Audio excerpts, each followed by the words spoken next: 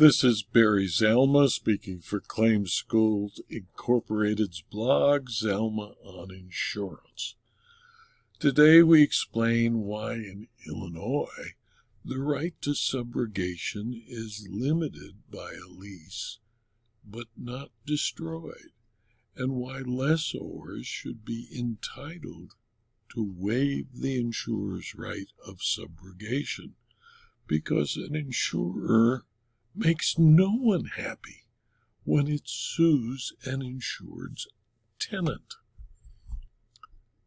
In a subrogation action, Plaintiff Philadelphia Indemnity Insurance Company, as subrogation of Renaissance Realty Group, appealed from the Circuit Court's partial grant of defendant Norinaica Gonzalez's motion to dismiss.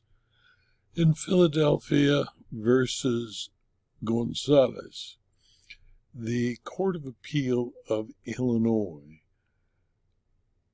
in August 23, 2024, resolved the dispute between the subrogating insurer and the tenant of its insured. On September 25, 2019, Renaissance and Gonzalez entered into a written lease agreement for an apartment, Unit 601, in a multi-unit building located on the 1500 block of West Belmont Avenue in Chicago. The lease contained multiple provisions relevant to the resolution of Philadelphia's claims, and on the first page of the lease, Unit 601 is described as the leased address or premises, and tenant was required to maintain the premises in a clean, presentable, and safe condition at all times. On January 20, 2021, Philadelphia sued Gonzalez as subrogee to Renaissance. Therein, Philadelphia alleged that on August 5, 2020, a small fire started in Gonzalez's kitchen in Unit 601, which caused a substantial amount of smoke and activated the building's sprinkler system. The sprinkler system caused significant water damage to both Unit 601 and other units, totaling over $200,000. Renaissance submitted an insurance claim to Philadelphia, which paid in excess of $50,000 to cover repairs and lost rental income. Philadelphia alleged Gonzalez was liable to reimburse Philadelphia as subrogee to Renaissance for this coverage. Specifically, Count 1 of the complaint alleged Gonzalez negligently caused the fire that resulted in the property damage. Count 2 alleged that Gonzalez breached the lease because it required her to pay for any damages caused by her negligence, but she violated this term by refusing to reimburse Philadelphia. Gonzalez moved to dismiss the complaint, arguing she was an implied co-insured of Renaissance's policy pursuant to the Illinois Supreme Court's holding in Dick's Mutual Insurance Company versus La Framboise, and thus could not be sued by Philadelphia in subrogation. On June 30, 2021, Philadelphia responded, arguing its relevant part, the lease terms demonstrated the parties' intent not to make Gonzalez an implied co-insured. The trial court found Philadelphia could not seek compensation for damages beyond Unit 601.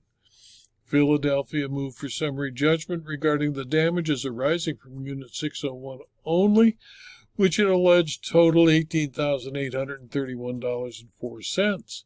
The Circuit Court granted Philadelphia's motion for summary judgment as to liability only to Counts 1 and 2 for damages to Unit 601, with the total of those damages to be determined at trial.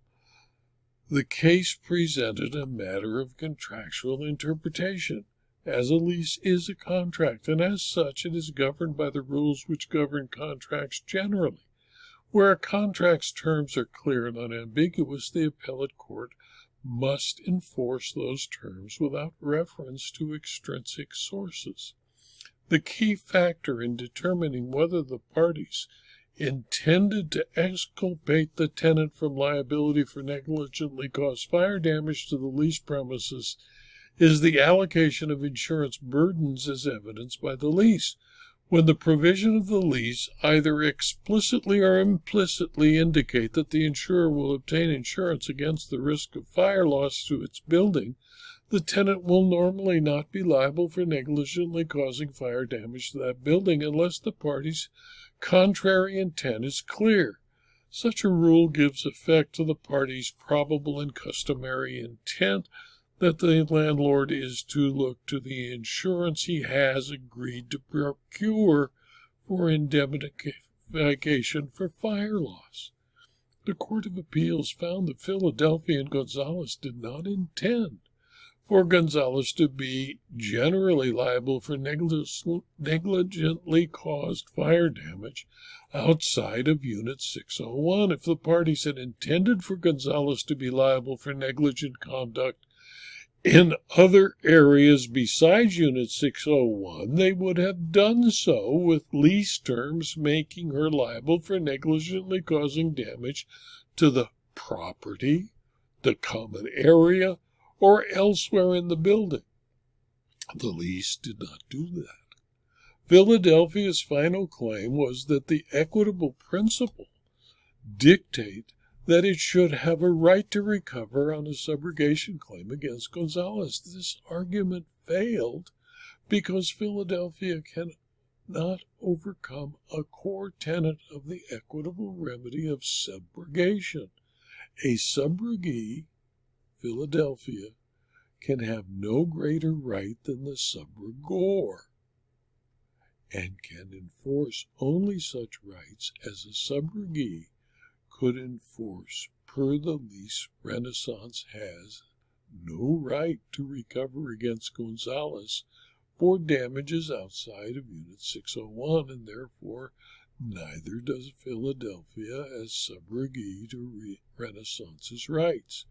And because the lease shows the parties intended Gonzalez not to be liable for the damages outside of Unit 601, the Circuit Court's limitation on Philadelphia's recoverable damages was affirmed. In my opinion, suing in subrogation a tenant of an insured generally causes problems between the insureds and the insurer. For that reason, most commercial property policies include a provision that the insured may waive the insurer's right to subrogation against a tenant.